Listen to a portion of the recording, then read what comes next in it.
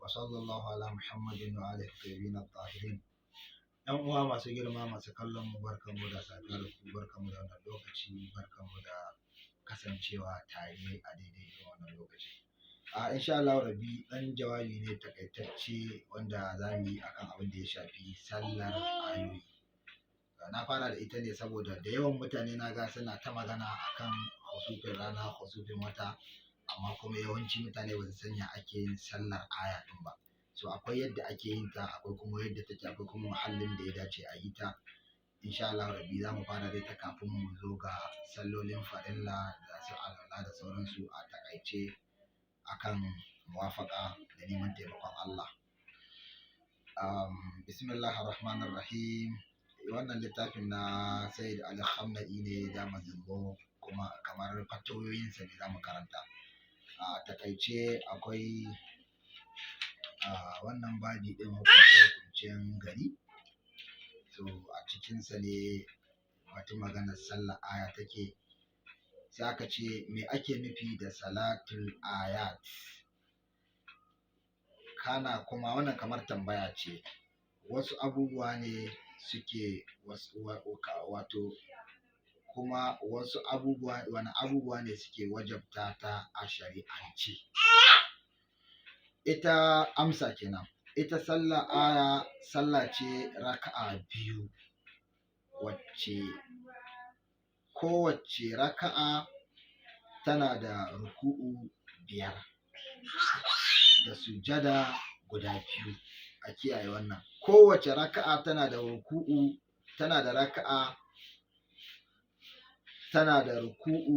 kowace raka'a tana da ruku'u guda biyar da sujada guda biyu.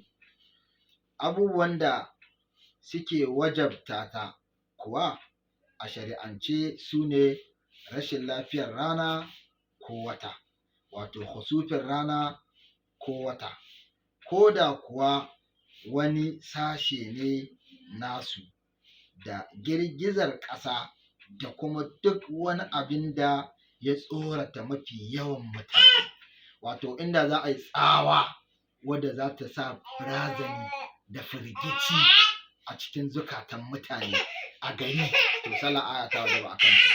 Ko kuma yanzu wani abu ya faru, ko a ji ƙarar wani fashewar abu wanda zai sa mutane, kusan mafi yawan mutanen gari, kowa ya ji kuma kowa ya tsorata, to sallar aya ta wajaba a kan mutane da ire-iren wa'innan. Saboda haka sai a yi waccan sallah ɗin da wancan yanayin, ko kuwa da girgizar ƙasa mun faɗa. Yawwa, sai Imam ya ci gaba da cewa kamar baka ko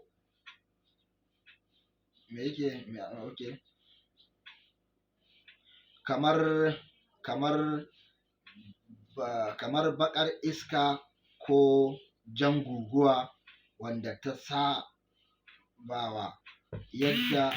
saɓawa yadda aka saba ganin guguwa, da kuma tsananin duhu, da tsawa mai tsananin gaske, da wuta wadda kan bayyana a sama. Dukkan waɗannan abubuwa, in banda husufin wata da rana da kuma girgizan ƙasa, to sallar ba ta wajaba har sai idan sun kasance abin tsoratarwa ga mafi yawan jama'a. Wato kamar sauran abubuwan da aka lissafa: iska, tsawa, wuta, baƙar iska ko ja, su wannan suna wajabta sallar aya ne yayin da suka sanya razani ko tsoro ko firgici a mafi yawan mutanen da wannan abin ya afku. Amma kamar husufin rana, husufin wata, ko duka ko wani sashe, wannan in ya afku ƙata'an za a yi sallar aya.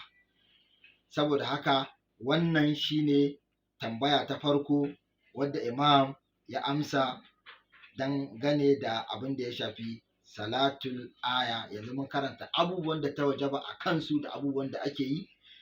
A zama na gaba za mu yi bayani akan ya ake yin salatul aya. Wa sallallahu ala Muhammadin wa alihi tayyibin tahirin. ولعنة الدائم على أعداء الله من الأولين الآخرين إلى قيام الساعة. الحمد لله.